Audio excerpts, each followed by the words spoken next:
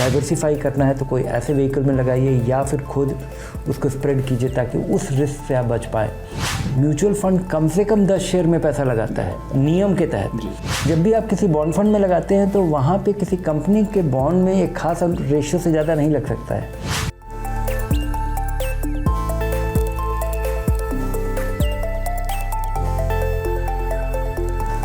नमस्कार और स्वागत है आपका निवेश का बड़ा सवाल में, जिसके नॉलेज पार्टनर हैं मेरे एसेट म्यूचुअल फंड। और इस सीरीज में आपकी बचत और आपके निवेश से जुड़े हर सवाल का जवाब देने के लिए हमारे साथ मौजूद हैं वैल्यू रिसर्च के सीईओ धीरेन्द्र कुमार। स्वागत है धीरेन्द्र। धन्यवाद।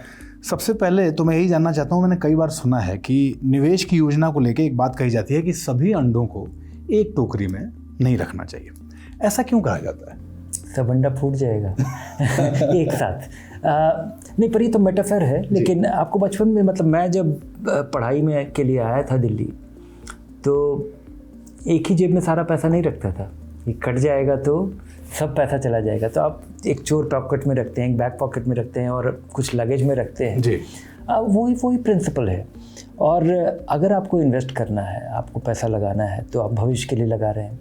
अगर एक ही जगह लगाइएगा और अगर उसमें कुछ अगर वो डूब गया तो सारा पैसा एक साथ डूब जाएगा। इसलिए डाइवर्सिफिकेशन, चाहे आप शेयर में पैसा लगा रहे हैं, एक दो कंपनी में आप लगाइएगा। डाइवर्सिफाई करना है तो कोई ऐसे व्हीकल में लगाइए या फिर खुद उसको स्प्रेड कीजिए ताकि उस रिस्क से आप बच पाए। एक दो के नुकसान होने से आपका पूरा सब चीज़ डिसरप्ट ना हो, पूरा पैसा एक साथ ना डूबे। ओके। दूसरा, क्या इसका मतलब ये हम माने या ये समझें कि क्या हमें ज़्यादा से ज़्यादा फंड्स में अपने पैसे लगाने चाहिए? इसका मतलब ये हुआ?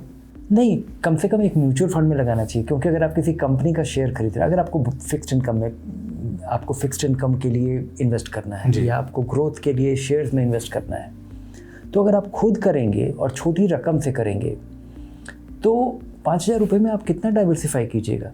हालांकि आज डाइवर्सिफाई किया जा सकता है, आप एक एक शेयर भी खरीद सकते हैं, लेकिन आपके लिए मीनिंगफुली डाइवर्सिफाई करना मुश्किल होता है। आप एक म्यूचुअल फंड खरीदते हैं तो आपका पैसा डाइवर्सिफाई हो जाता है, क्योंकि म्यूचुअल फंड कम से कम 10 शेयर में पैसा लगाता है नियम के तहत, और आमतौर पे 50 शेयर में पैसा लगा रहता है। तो और आप भविष्य के बारे में कभी भी निश्चिंत नहीं हो सकते, क्योंकि बिजनेस में हर तरीके का रिस्क है। कुछ रिस्क ऐसे हैं जो कि बहुत गंभीर हैं, कुछ रिस्क ऐसे हैं जो कि मार्केट से जुड़ा हुआ रिस्क है, ऊपर नीचे होता रहता है, और उसको स्प्रेड करना आपके लिए बड़ी आसानी से 5,000 रुपये के निवेश में भी हो पाता है। क्योंकि वो पैसा आप जब 5,000 रुपये लगाते हैं तो 50 कंपनी में एक तरफ से अनुपात में, एक खास अनुपात में वो स्प्रेड हो जाता है जी। तो अपने रिस्क कम करने का ये तरीका है और शुरुआती निवेशकों के लिए बहुत ही ज़रूरी है। क्योंकि जो भी हम खबर देख रहे हैं कि किसी ने निवेश करना शुरू किया और शुरुआत में ही नुकसान हो गया, और उसके वजह से जो लोग हतोत्साहित होते हैं तो आजीवन वो फिर निवेश नहीं करते हैं, उससे दूर रहते हैं, और इसके वजह से बहुत सारे लोग वंचित रह जाते हैं। जो बाज़ार का जो फ्रेमवर्क बना हुआ है, जिससे कि आप अपने लंबे समय के पैसे को ज़्यादा रफ्तार से बढ़ा करके सुनिश्चित तरीके से या सुरक्षित तरीके से या रिस्क कम करते हुए आप इन्वेस्ट कर सकते हैं, उससे उसका लोग भरपूर फ़ायदा नहीं उठा पाते।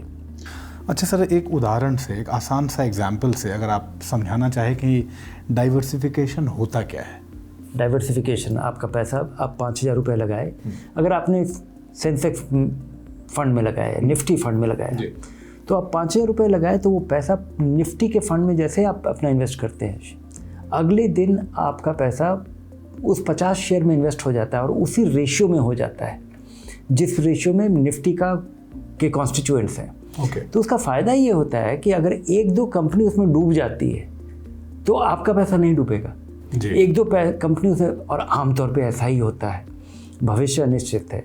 कुछ कंपनियों को बड़ा फ़ायदा होता है, कुछ कंपनियों को बड़ा नुकसान होता है अधिकतर, और काफ़ी सारी कंपनियां अगर और कोई भी स्टैटिस्टिकल डिस्ट्रीब्यूशन ऐसे ही काम करता है कि कुछ आउटलायर्स होंगे ऊपर और नीचे, और अधिकतर एक एवरेज रेंज में रहेंगे। यही डाइवर्सिफिकेशन है। आपका लगाया हुआ पैसा 50 कंपनी में लग जाना, 30 कंपनी में लग जाना, 70 कंपनी में लग जाना, जो एक्टिव फंड मैनेजर के पसंदीदा स्टॉक में लग जाना, और किसी 2-4 कंपनी के डूबने से आपके पूरे पैसे पे असर नहीं होगा। किसी 2-4 कंपनी के बहुत बढ़िया करने पे आपको उसका रीज़नेबल फ़ायदा मिल पाएगा। यही चीज़ शेयर में भी लागू होता है, यही चीज़ बॉन्ड में लागू होता है। और बॉन्ड में ये काफ़ी खासा फ़ायदा है, क्योंकि अगर आप किसी खास कंपनी का बॉन्ड खरीदिए, अगर मान लीजिए आपने 10 लाख रुपए किसी बॉन्ड में लगाया और वो कंपनी डूब जाती है, जब भी आप किसी बॉन्ड फंड में लगाते हैं तो वहाँ पे किसी कंपनी के बॉन्ड में एक खास रेशियो से ज़्यादा नहीं लग सकता है, और गवर्नमेंट बॉन्ड्स के लिए वो उस तरह की पाबंदी नहीं है। तो किसी कंपनी के नुकसान होने से जो बॉन्ड में पैसा आपका पूरा डूब जाता है, वो म्यूचुअल फंड में लगाने से वो काफ़ी उसमें राहत मिलती है, काफ़ी बच पाता है, और आप या वहाँ पे डाइवर्सिफिकेशन का एक अलग ही कॉन्टेक्स्ट है। एक और बात आती है इसमें कि क्या डाइवर्सिफिकेशन रिटर्न बढ़ाने का तरीका है, या फिर हम ये मान के चलें कि सिर्फ जोखिम कम करने का तरीका है ये? डाइवर्सिफिकेशन आपके लिए रिटर्न कम करने का और आपके पैसे को पूरा डूबने से बचाने का एक ज़रिया है। क्योंकि अगर आप डाइवर्सिफाई नहीं करते हैं तो कंसंट्रेट करेंगे, और कंसंट्रेट करना मतलब आपके लिए भारी रिटर्न भी आ सकता है और पूरा पैसा डूब भी सकता है। और इसको इस नज़रिए से देखना चाहिए कि आपके लिए एसेंशियल रिस्क मैनेजमेंट है। अगर आप बचेंगे तभी तो बढ़ेंगे, अगर बचे ही नहीं, मतलब जो कहावत है कि पहुंचने के लिए ज़रूरी है कि आप बचिए,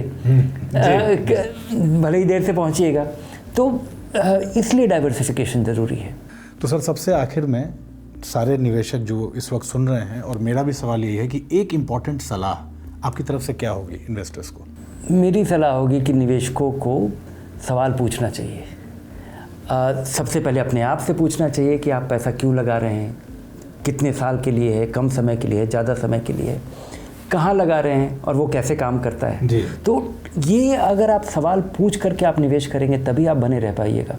नहीं तो आप घबराहट में, पहले गिरावट में आप लालच में आइएगा कि सब पैसा बना रहे हैं, और पहले गिरावट में आप पैनिक में निकल जाइएगा।